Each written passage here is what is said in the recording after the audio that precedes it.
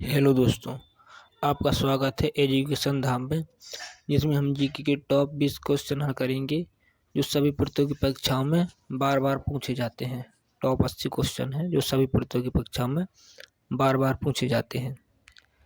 चलिए शुरू करते हैं आज की क्लास, जिसमें हमारा पहला सवाल है, भारत में चीनी की कटोरा किस राज्य को कहा जाता है? उत्तर प्रदेश को, मध्य प्रदेश को, राजस्थान को, या इनमें से कोई नहीं? तो भारत में चीनी को कटोरा कहा जाता है उत्तर प्रदेश को। हमारा ऑप्शन नंबर ए सही है।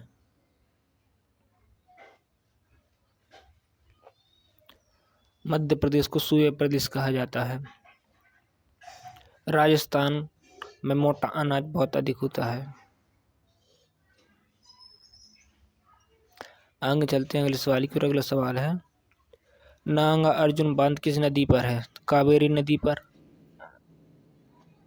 कृष्णा नदी पर, गोदावरी नदी पर, या इनमें से कोई नहीं? तो नांगा अर्जुन बांध स्थित है कृष्णा नदी पर।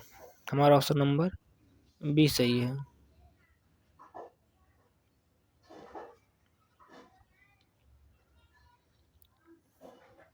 गोदावरी नदी दक्षिण भारत की सबसे बड़ी नदी है। अगला है, मन्नार की खाड़ी तमिलनाडु के किस दिशा में स्थित है? उत्तर में, पूर्व में, दक्षिण में, या इनमें किससे कोई नहीं?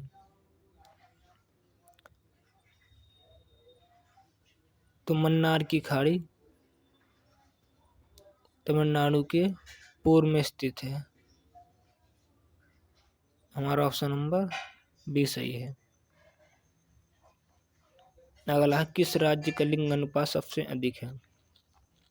केरल राज्य का, उत्तर प्रदेश का, बिहार का, या इनमें से कोई नहीं? तो लिंग अनुपात की बात करें तो सबसे अधिक है केरल का, वो सबसे कम है हरियाणा का।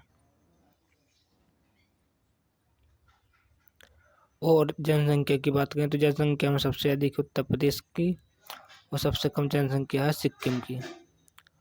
और बिहार, अगर हम बात करें साक्षरता दर की, तो सबसे अधिक साक्षरता है केरल की और सबसे कम साक्षरता है, पढ़े लिखे हैं बिहार में। आगे चलते हैं अगले सवाल की ओर। अगला सवाल है, क्षेत्रफल की दृष्टि से सबसे बड़ा राज्य कौन सा है? तो क्षेत्रफल की दृष्टि से सबसे बड़ा राज्य है राजस्थान।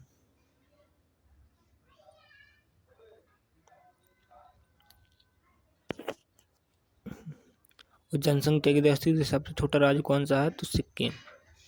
और वन क्षेत्र की दृष्टि से सबसे बड़ा राज्य कौन सा है? तो मध्य प्रदेश।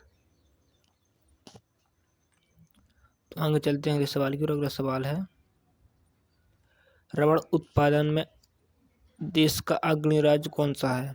तमिलनाडु है, कर्नाटक है, केरल है, इनमें से कोई नहीं? तो रबड़ उत्पादन में अग्रणी देश है, राज्य है केरल। हमारा ऑप्शन नंबर सी सही है।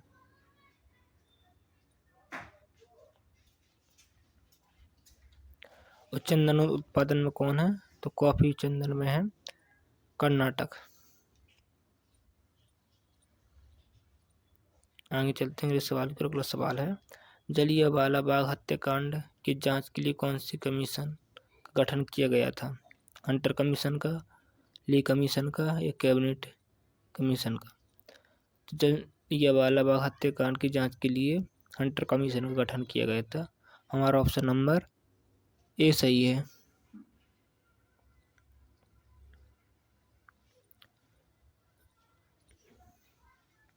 यूपीएससी के लिए कौन सा आयोग था? तो यूपीएससी था ली आयोग। और संविधान बनाने के लिए कौन सा आयोग था? तो कैबिनेट मिशन। आगे चलते हैं अगले सवाल की ओर। अगला सवाल है, भारतीय संविधान में संघीय व्यवस्था को किस देश से लिया गया है? अमेरिका से, कनाडा से, जर्मनी से, इनमें से कोई नहीं? तो भारतीय संविधान में संघीय व्यवस्था को कनाडा से लिया गया है। हमारा ऑप्शन नंबर बी सही है। अमेरिका से क्या लिया गया है? तो अमेरिका से लिया गया राष्ट्रपति, उपराष्ट्रपति। और जर्मनी से लिया गया है आपातकालीन प्रबंध। आगे चलते हैं अगले सवाल की ओर। अगला सवाल है, भारत की मुख्य भूमि की तटीय भाग की लंबाई कितनी किलोमीटर है?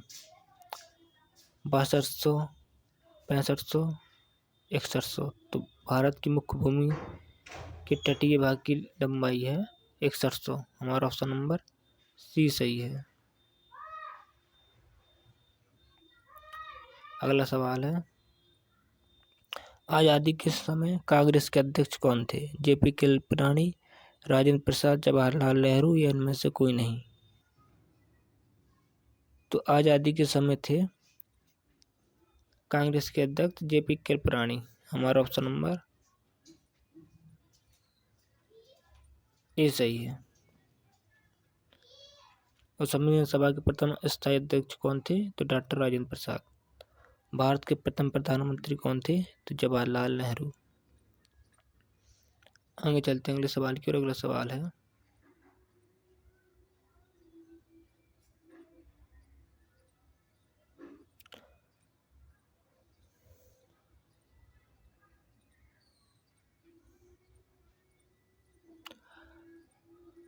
अड़तीसवीं समांतर रेखा किस देश को जोड़ती है? तो 38वीं समांतर रेखा उत्तरी कोरिया और दक्षिण कोरिया को जोड़ती है।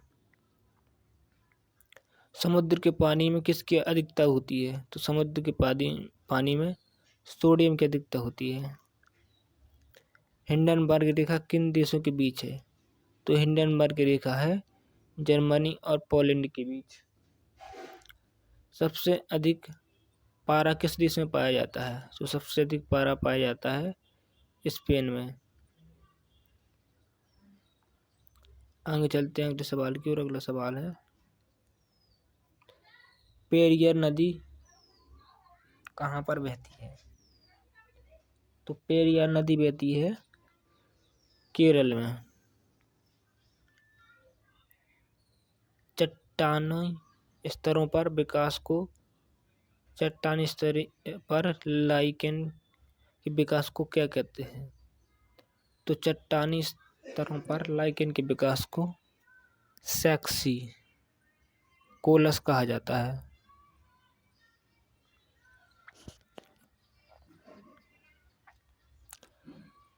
केरल में सबरीमाला माता का मंदिर है।